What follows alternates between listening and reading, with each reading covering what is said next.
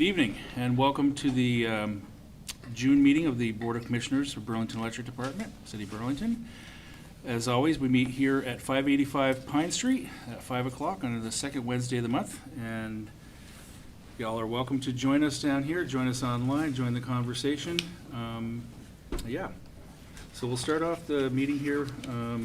The first thing I want to do, before I even get into the meeting at all, is I want to recognize a couple of people.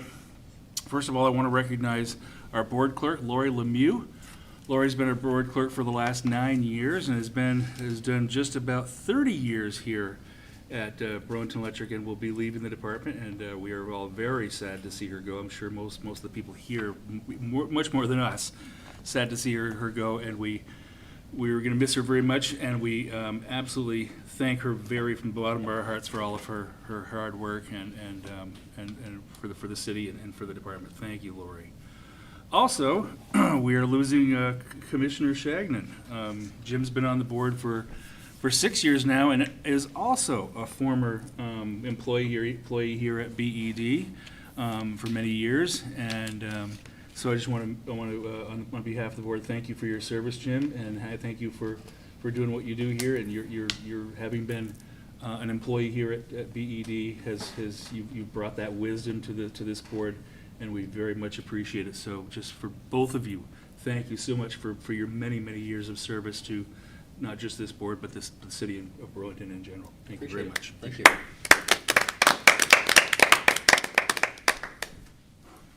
All righty. On to the meeting. The first item is the agenda. Do we have any changes or deletions, additions to the agenda this evening? No. All right, good. Hearing none, we'll move on to the minutes of the May 8th, 2024 meeting. If there are any changes that are simply typos and whatever, we can refer that to the board clerk. But are there any substantive changes to the meetings of May 8th? No. Hearing none, I'll take a motion. I'll entertain a motion. Make the motion to approve April 10th, 2024 meeting. May 8th. May? I'm sorry. Look at me. Motion's been made. Do I have a second? Second. Motion made and seconded. All in favor indicate by saying aye. Aye. Aye. All opposed indicate by saying nay. I abstain. Ooh, all right, so 3 ayes, 1 abstention. That is a quorum, so the minutes do pass. On to item number 3 on our agenda. This is public forum time for anyone who is a member of the public, either here in the room or online, to address the board with whatever. Keep in mind, it's not a conversation, and all we ask is that your remarks be respectful. So it is public forum time. Is there anybody from the public that would like to speak? Both of you. Is there anybody online? Let me check that first. No one online? You had your hand up first, sir. Thank you. You just give us your name and... Yeah. I'm Nick Persampieri. I'm a resident of Ward 3, and I'm a Burlington Electric ratepayer. I'm a retired environmental lawyer. I worked at the Vermont Attorney General's office. I worked for the country's largest nonprofit environmental law firm, and I also worked for the Department of Justice in Washington in a specialized environmental unit. And since about 2005, I've spent a lot of my time working on climate issues, and I'm very concerned about McNeil's greenhouse gas emissions, and I think we should be looking to eliminate them. And I've spoken about those concerns before. Tonight I'd like to address some concerns with the financial outlook for the plant. Although it's not in your meeting materials, it was recently reported to the Joint Owners Operating Committee that fiscal year 2024 to date through April 30th, McNeil is showing a loss of more than $8.5 million. And that's even including substantial revenue from the sale of renewable energy certificates. I think you all know that the plant's financial viability is heavily dependent on selling those RECs. And it's also been announced that Connecticut, starting in August of this year, will only be paying for half as many RECs as they have in the past. So we're looking at that revenue to drop significantly. You know, we're already at an $8.5 million loss. Once the impact of the loss of those REC sales hit, it's looking worse.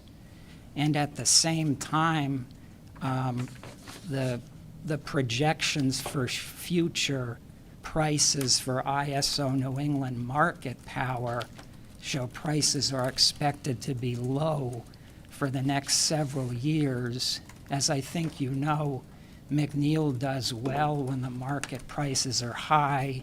That's typically during the winter months. And, you know, my look at the numbers suggests that, you know, unless things change, and of course they could, but unless things change, it really looks like for the next several years, it's only going to be economically profitable to run McNeil during the months of December, January, and February. But you've got to pay costs for the whole year.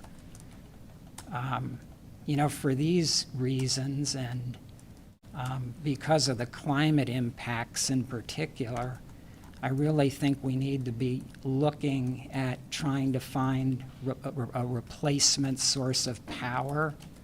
So I would ask the commission to use its oversight powers to ask BED to look into that. I think we should try to get as much wind and solar as we can, recognizing that there may not be enough of that out there. To the extent that there isn't enough of that, to be honest with you, I think we'd be better from a greenhouse gas perspective to just buy market power. And if it's gas, you know, you look at the ISO New England mix, and it's about half gas, and it's actually almost half low carbon. About 25% of it is nuclear. There's some hydro in there. So I think we'd be much better off buying market power. We don't need to be 100% renewable. I think we make a mistake in focusing on being renewable rather than being zero carbon. Being zero carbon ought to be our goal.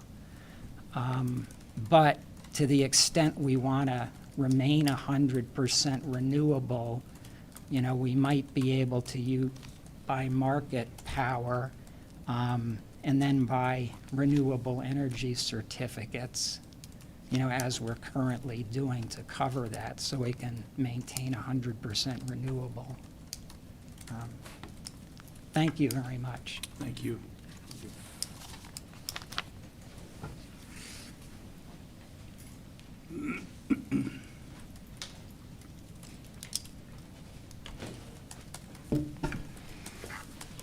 Good evening. I'm a Burlington ratepayer and have been for the last 30 years. What's your name? My name is Pike Porter. I sent you all emails last week and didn't get responses. Commissioner Moody started this public discussion by saying it is not a discussion. So my first question is, if I can't get a response from commissioners via email and we can't have a discussion here, how are we supposed to communicate with you?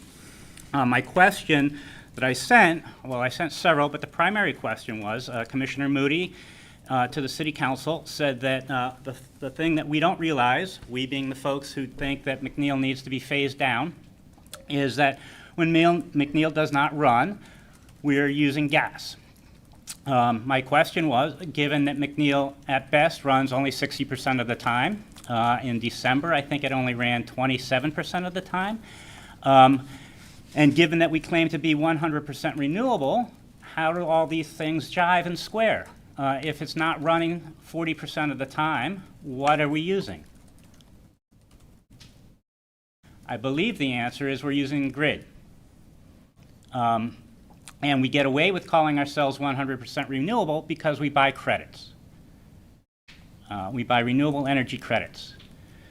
Because we're doing it anyway, there's no reason that we couldn't purchase more power from the grid at substantially cheaper prices than the money-losing, most polluting stationary source of greenhouse gases in Vermont, save money, and reduce our greenhouse gases. The grid is, as Mr. Sampieri said, 23% nuclear, which is zero carbon emissions.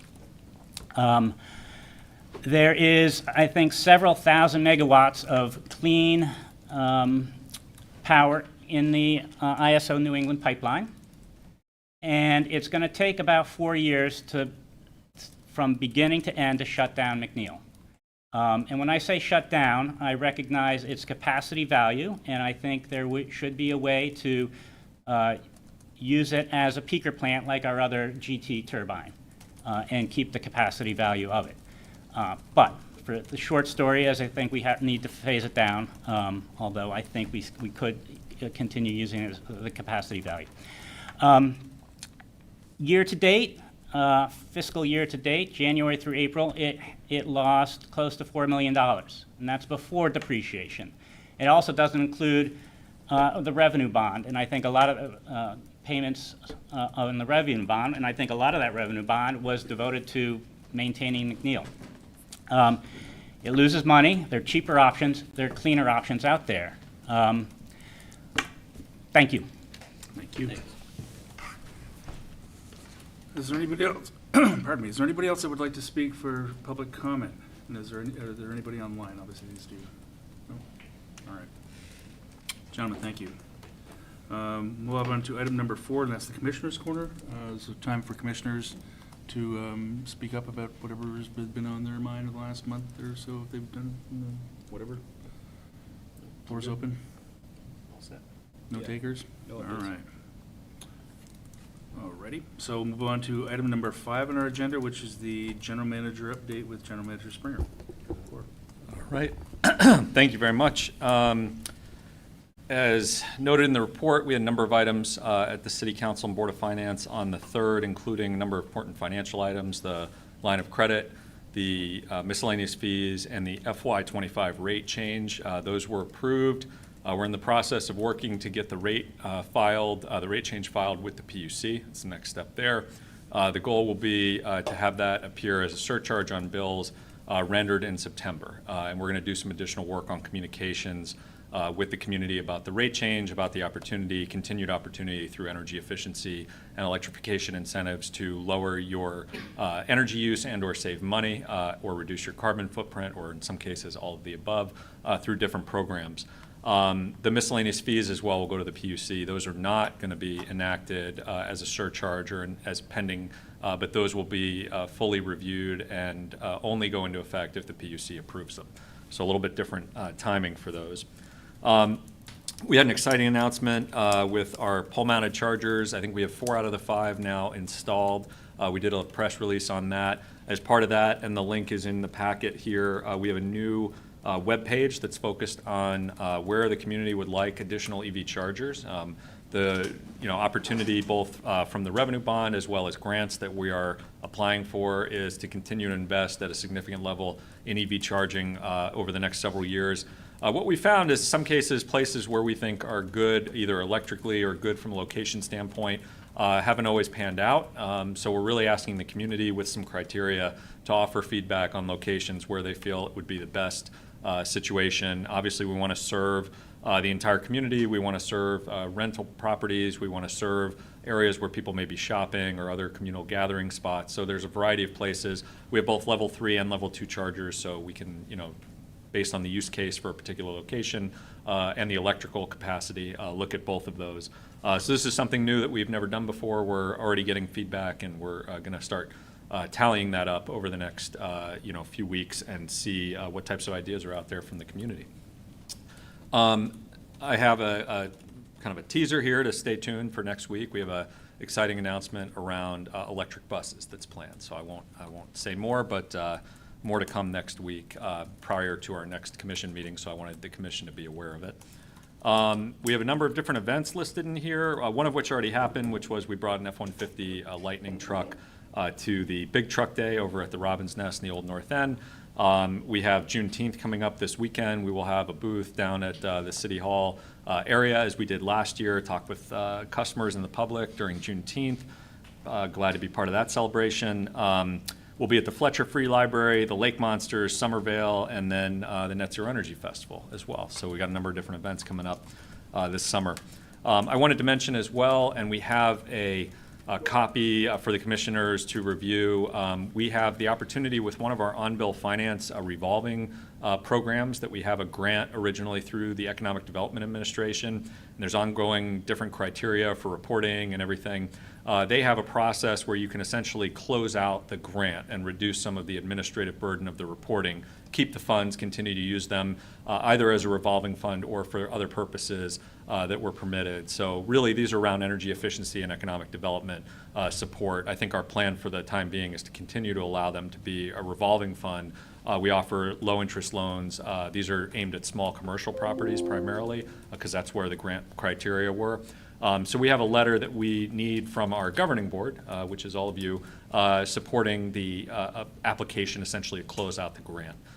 So we have a copy of that we can share with you, but I wanted to give a heads up. And then I also just want to thank Commissioner Shagnon for his service. Obviously thank Lori Lemieux. We'll continue to thank her over the next number of weeks, but we'll do so this evening as well. And I note that Michelle Hobbs was appointed on Monday evening as new commissioner, and I believe will be joining us for the July meeting, taking the seat that's being vacated by Commissioner Shagnon. So we'll look forward to having Michelle here for the next meeting. And I think that's all I've got. Okay, that was quick. Yeah, thanks. That was quick. All right. All right, there she is. Next item on the list would be our financials. Emily.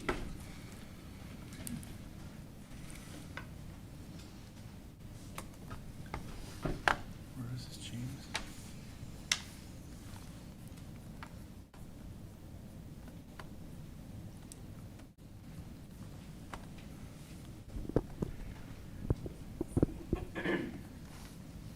Good evening.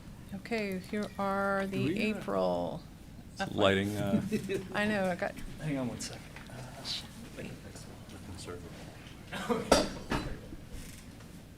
so April FY '24 financial results. For the month, we had a net income of $575,000. Oh, sorry, wrong number. We had a net loss of $736,000 compared to a budgeted net loss of $1.3 million. So a favorable variance to budget of $575,000. Moving through some of the details, sales to customers were better than budget for the month of April by $164,000, with both residential and commercial use higher than budget. Sales for the fiscal year to date continue to be within 1% of budget. Other revenues for the month were down slightly by $57,000. Most of that, as always, EEU reimbursements. April was not a rec delivery month, so we had no power supply revenues.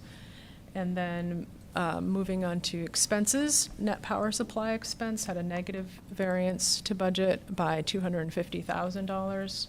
As always, many components to net power supply expense, including fuel, which was McNeil ran 113% more than budget for the month of April, so we had a negative variance of about $254,000 on fuel.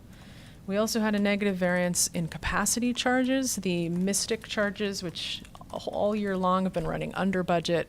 In April, they were over budget by $80,000. So we're looking forward to that. Well, it's budgeted this year, but anyway, that expense out of our control ending soon.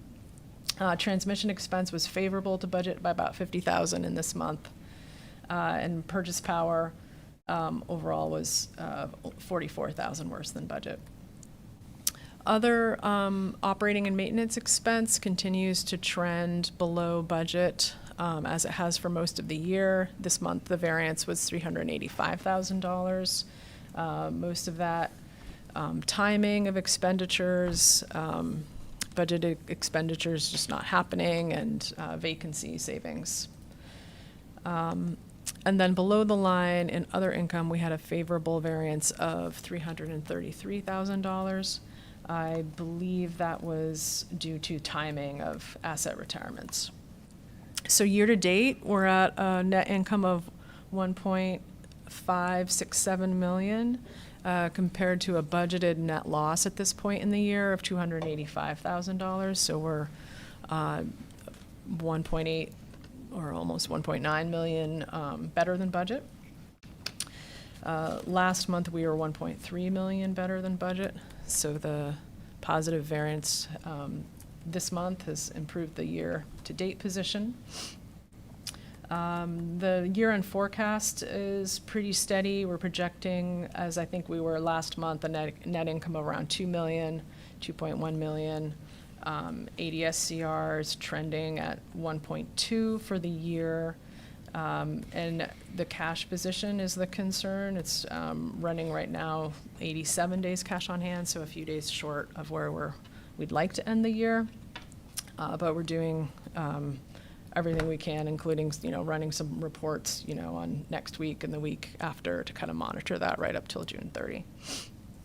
Any questions before I move on to the next page? Just to be clear, the 87 days is with the 5 million line of credit, and it is our intent to execute on the 10 million line, if Yep. possible, in June, which that's the adjusted liquidity metric. Yep. And so that metric will change, and we're looking at how we'll report that in the future to reflect the difference with the new line of credit. Yeah, we've met with the bond counsel and the bank, and we're scheduled to close on June 25th. So that new line will be in place before June 30. Okay. Any questions? If none, then I'll go to our next page, which is capital spending for April year-to-date. Again, in April, we spent about $700,000 additional on capital expenses, or about 49% of the total year budget.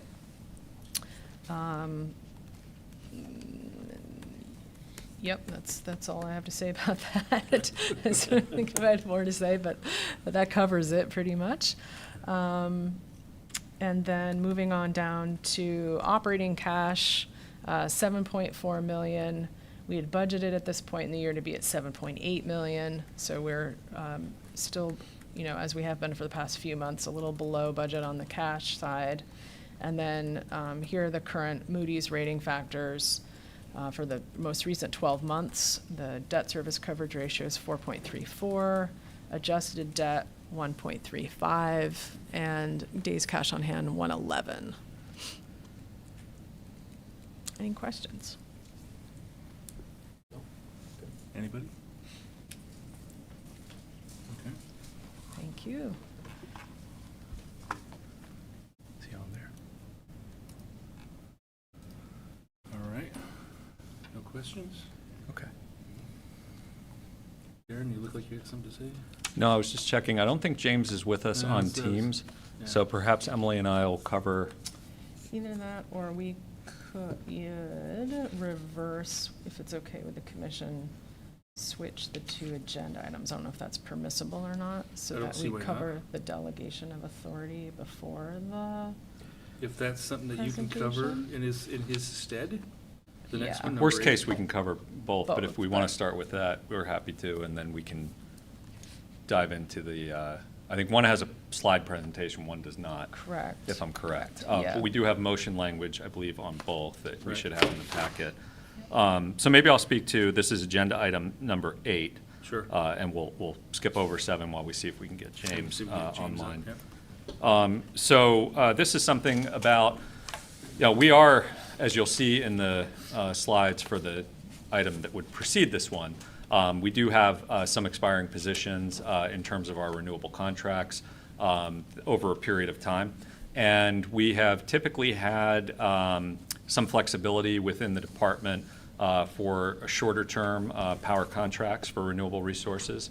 The commission has 5-year or less authority, and that's under which we're bringing you item number 7 as a proposed contract that fits within that framework.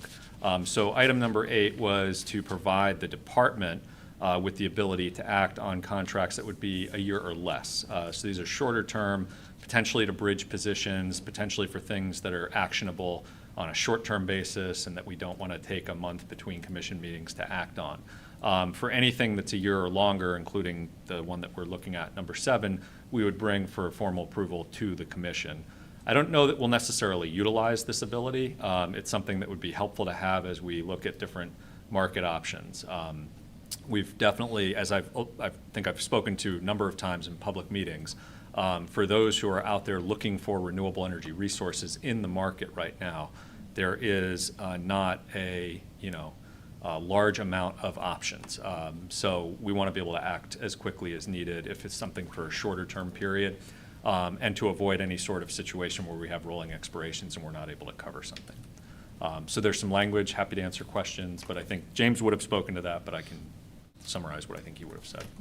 What kind of contract would you envision would be of a short term like that? Well, let's say, this would be a hypothetical, but let's say we have a contract that's rolling off in December of this year, right?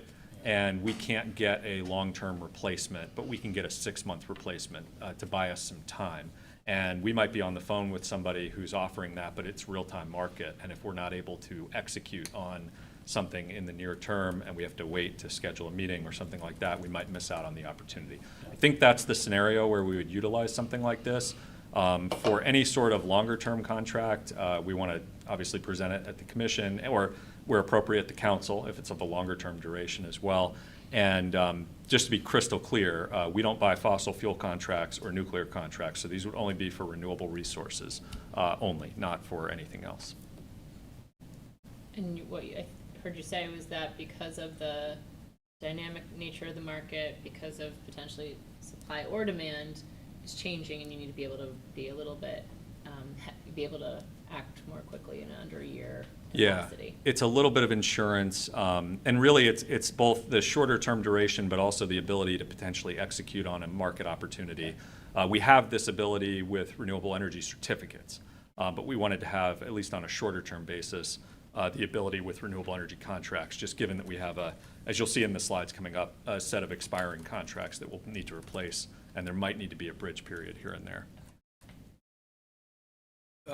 What do you expect the sort of dollar volume, if that's something that you could talk about, of this to be? I know you sort of spoke that it's more hypothetical at this point, or optionality over other contracts. And then can you talk about what kind of oversight the commission would have into these, since they would sort of follow a different pattern? Absolutely. Let me take the latter question first.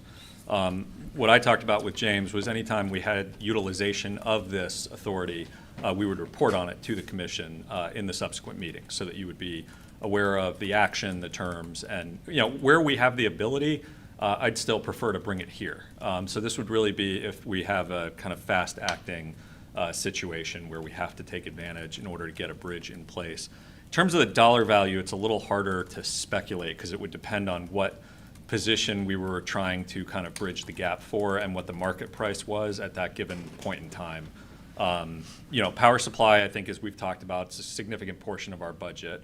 Some of it's locked in under longer term contracts and doesn't fluctuate as much. Some of it obviously is from generation we own, like Winooski 1 and McNeil, and some solar. But a portion of it is contracts that we have primarily for wind and hydro that are on either the Vermont and New England market. Some of those, just to give you a sense of the scale, I think if we think about the contracts that are rolling off, they tend to be in the kind of 5 to, I think, 20 to 25 megawatt space, roughly speaking, in terms of capacity. Now, for a wind, that's going to be a different production value than for hydro. Hydro is going to produce more at the same nameplate than wind. But those are kind of the types of contracts that we have that might be in this kind of window, just to give a sense of it.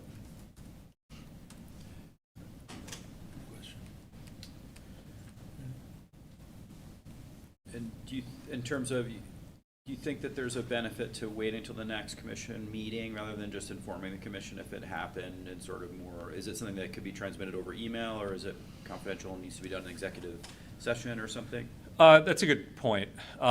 There may be terms that are reached that could be, confidential. Certainly we have proprietary or confidential kind of market-based information in some of our power supply discussions. I expect the next item, we're going to get to a point where we'll need executive session to be able to present the full item. That said, I could certainly commit that if we are able to email details, we will inform the commission that way. And even if we can't email some of the terms, we could at least notify the commission that we're exercising the authority. So give you a sense of the event taking place and then present either in public or in executive session or a combination of both at the next meeting. Again, I don't expect to utilize this often, so I don't expect it'll be a regular occurrence, but and if at all possible, when we're negotiating, my preference is to bring contract to the commission. In fact, contract we're bringing tonight, there was a little bit of urgency around that, and had we not been able to make it to this meeting and bring it to you here, we might have called for a special meeting to do that. But in this case, for a year or less, we don't think that that'd be necessary. Thank you, Andy. Thanks for clarifying. Other questions? All right, there's some suggested verbiage here.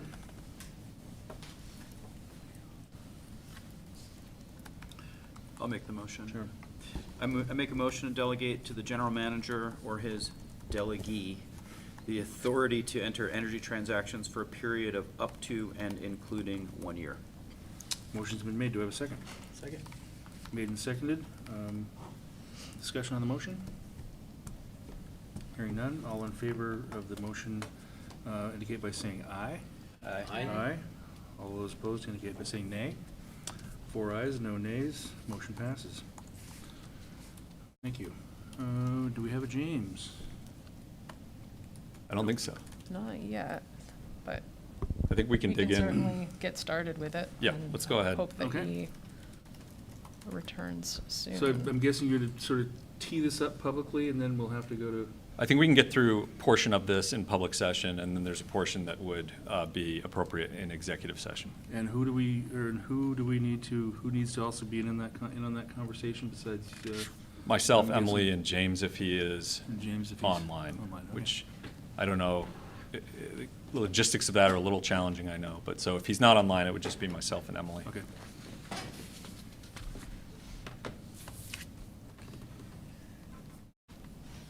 Okay. Let's-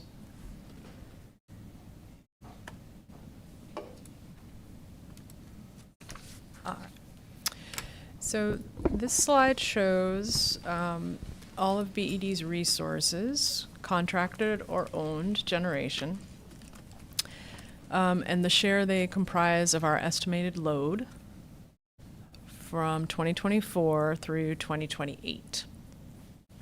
Okay. And so the load level here is marked with the red dotted line. So that's essentially the demand that we have to meet with supply of energy resources. And then you can see the top gray line here is our Great River Hydro contract. That ends December 31st, 2024. So that's the first one we have to find a replacement source for. That's 5 megawatts, if I remember correctly. Yep.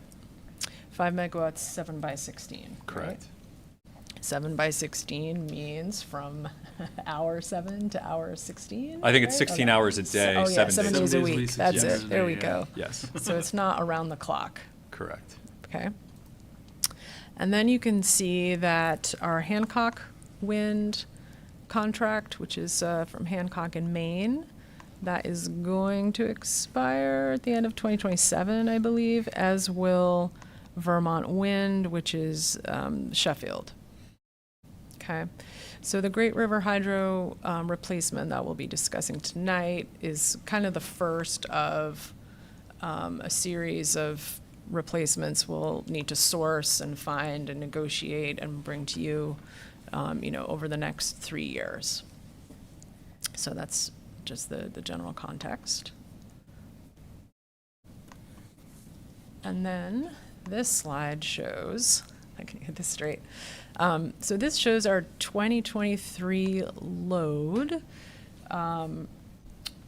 The blue is the actual, sort of short or long, the short or long position. And it shows sort of how the load was covered or wouldn't be covered with and without the Great River Hydro contract. So let's pretend we didn't have Great River in calendar year 2023. Yeah. That's the orange bars. The blue bars are kind of what actually happened. And then the x-axis is showing kind of different dimensions of time for energy, right? So if you look at on peak, 5 days a week, 16 hours a day, we were long with Great River Hydro, but if we didn't have Great River Hydro, we would be that much short, if that makes sense. Okay. So you can see in some periods, like 5 by 8, we were short with it, we'd be short without it, and on others situations, we'd, be in the opposite position that we actually were. If that makes sense. I think Anything that's you want to add on this one? I think that was the portion which we were comfortable sharing publicly. We obviously are always sensitive about sharing anything that relates to our market position or commercial negotiations in public sessions, so. I had one more slide just about the generic outlines okay. of the RFP. So maybe one more that we can Yeah. cover now.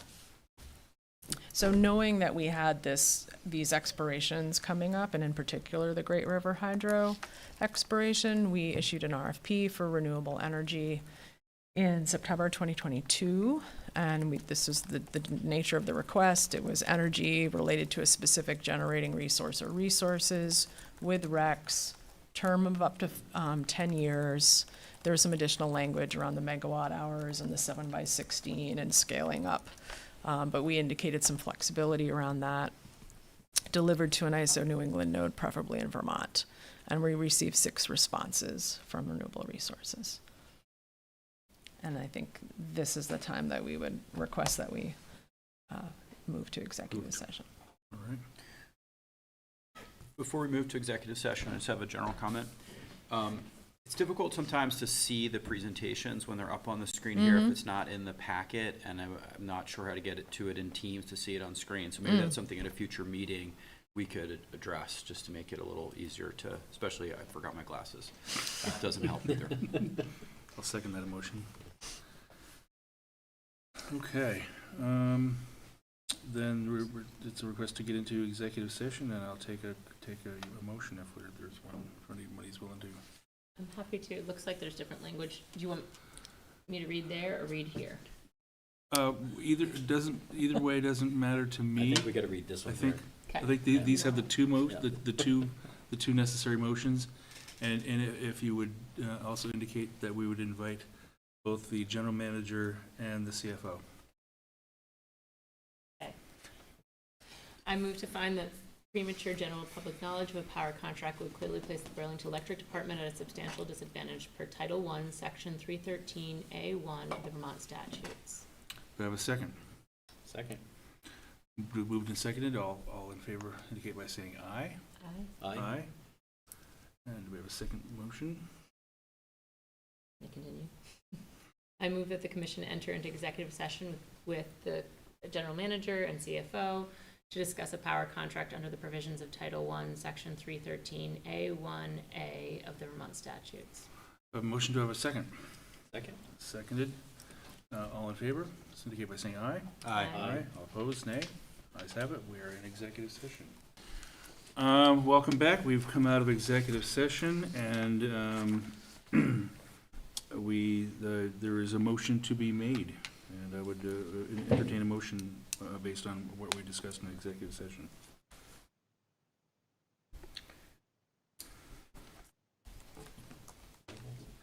And would we include the name of that in that motion? I don't see it on my. No. Huh? No, Just what's written here. just that, yep. I make a motion to authorize the general manager or his delegee to enter a contract for energy and RECs, i.e. renewable energy, for up to 18 months, beginning no earlier than July 1st, 2024, at prevailing market prices. Do I have a second? Second. Motion and second. Emily, I don't have any audio, just an FYI. Sorry. Just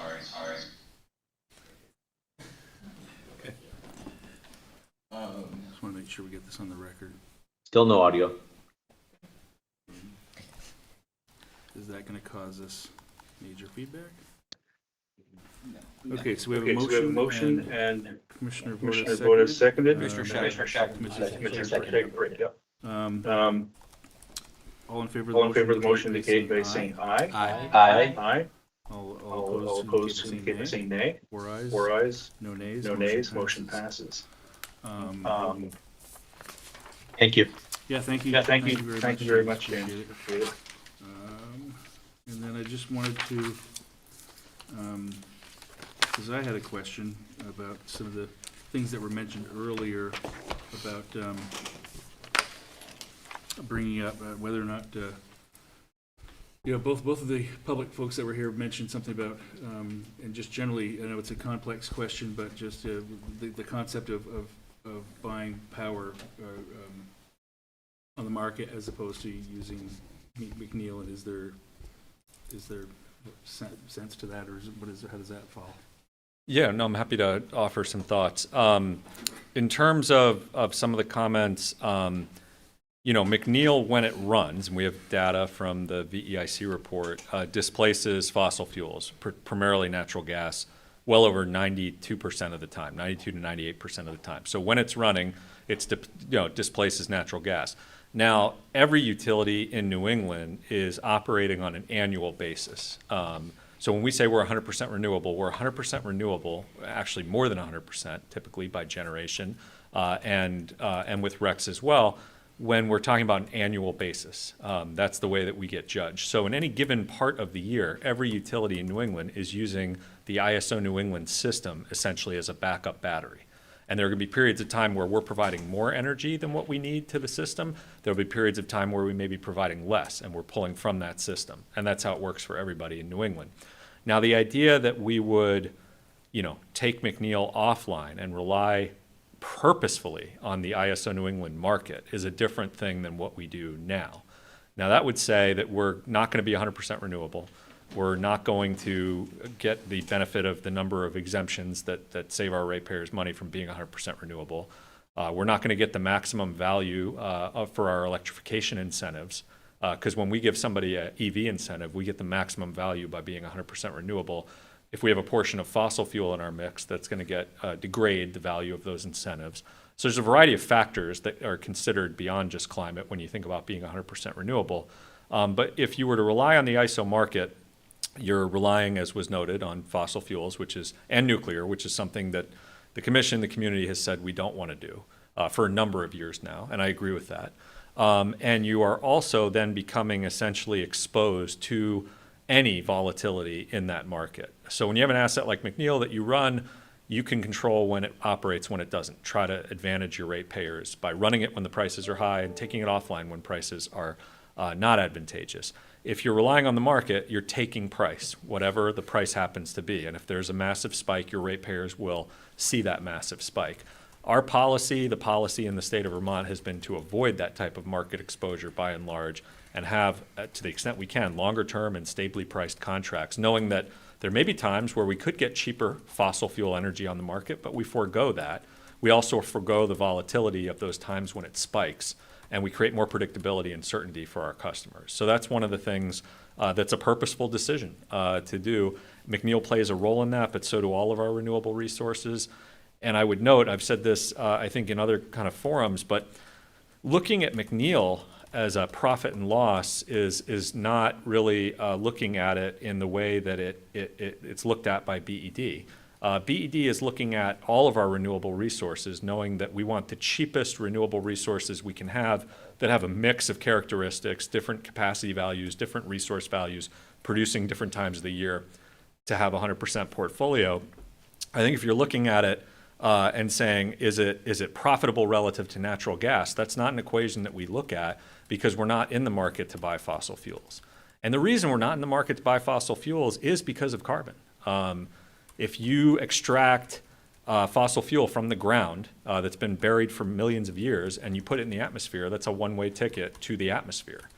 We can debate the timeline for when you use waste wood to provide electricity for McNeil. How long does it take for a tree that might have been harvested for another purpose and from which we got wood chip residue to grow back? But it does grow back, and we have data that's showing that in the areas where we harvest, that we're actually adding net carbon storage in those areas. It's a very different equation than fossil fuels. So those are all characteristics, things that we think about when we think about would we go to the market, would we want fossil fuels in our mix, and we come out on the side of saying, no, we want to be 100% renewable, we want stability relative to pricing and predictability instead of riding the ups and downs of the market and exposing our customers to that. That's just a conscious decision consistent with state policy. Okay. Thank you.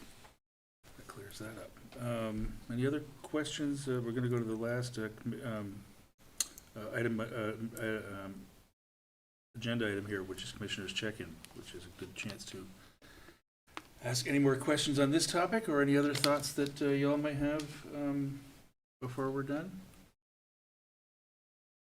Andy? Yeah, can you just elaborate on the 100% renewability? Like, I understand what you're talking about the benefits we would get in terms of like the savings we can claim from energy efficiency and other things. But is it, how does it advantage Burlington Electric to be 100% renewable versus being 90% renewable? Is it, is it a nice thing to say, or does it have, I mean, it's a, and what's the sort of shape of that situation? Yeah. It's not specifically just to have it be a nice thing to say, but it really is, I believe, came from a place. This accomplishment predates my time at BED. Sure. But it's something I know the community was proud of in 2014. The idea that we are showing that instead of relying on finite and polluting resources like fossil fuels, and instead of relying on nuclear, which some people prefer and some people don't, for different reasons, and there are different issues with nuclear than there are with fossil fuels, but instead of relying on those, that we're demonstrating that at least on an annualized basis for a community like ours, that you can run on resources that are renewable, that have characteristics that are all different. I mean, solar, wind, hydro, wood, they all produce different ways, different times of the year, but that you can create a reliable and cost-effective, reasonably cost-effective portfolio using those resources while mitigating your impact on climate. Now, we're 100% renewable whether you look at our generation or at our RECs, although we know we use different resources for each of those calculations. But you're using resources that are replenishable and that have a different impact on climate than, fossil fuel resource certainly would. So, my understanding of it is this was driven by environmental consciousness initially, and that the utility has tried very hard to do it in a cost-effective way. Would it be cheaper some of the time to run on fossil fuel? Probably so. But even in Vermont policy, it doesn't say that we want to just be the cheapest at any given moment. It says we want to consider the environmental impacts of our energy mix. We want to consider the different types of kind of cost stability of our energy mix. So I think even if we were to put Burlington policies aside at a state level, everyone is moving towards being 100% renewable. The state law that requires each utility to be a certain percentage renewable currently is 75% by 2032, and there's a pending veto override vote next week to say whether they want every utility in the state to be 100% renewable. Not nuclear, not fossil, only renewable. And within that mix, they're prioritizing new renewables, particularly wind and solar. And I agree with Nick in public comment said we want to get as much wind and solar as we can. Absolutely. Let's get as much wind and solar as we can. We've never said no to solar in Burlington. We always say yes. We always find a way to support solar in Burlington. And we've contracted with 3 wind projects, both in Vermont and outside of Vermont. And I think the region needs more wind and solar. Absolutely. But yeah, that's where everybody's moving. We're actually kind of ahead of the curve, and the idea of going backwards in time on that accomplishment doesn't strike me that it has a climate benefit. certainly on any long-term time frame. It doesn't strike me that it has a cost benefit in terms of any sort of long-term or medium-term time frame. Even if you could get a cost benefit in the near term, you expose yourself to a lot of volatility over time. So that's kind of the thinking behind it. Thank you. Darren, can I just quickly add too that Moody's recognizes it as an advantage in our financial ratings, and particularly as a insulation against potential carbon costs and things like that. That we're not sitting here in the Reggie auctions having to buy credits to offset our generation or anything like that. We simply are insulated from much of that exposure. Yep.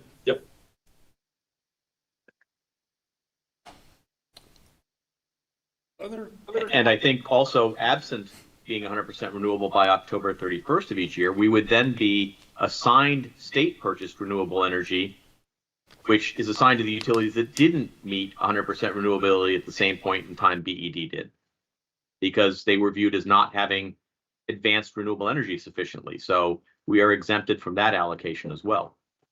Got it. Other Thoughts, questions, concerns? All right then. All right then. Thank you all for watching. I do want to again thank our board clerk Lori Lemieux for her 9 years as our board clerk and her just about 30 years here at Burlington Electric. And Commissioner Commissioner Shagnon for his 6 years on the board here and his many years. I'm not sure how many you were as an employee. 36. Oh my goodness. So just thank you both for your service to the city of Burlington. Much appreciated, and it is acknowledged. Thank you so much. And with that, I will entertain a motion to adjourn. Motion to adjourn. by Commissioner Commissioner Shagnon. Do I have a second? Do I have a second? Second. All in favor? All in favor? Aye. Aye. We are adjourned. We adjourn. Thank you for watching.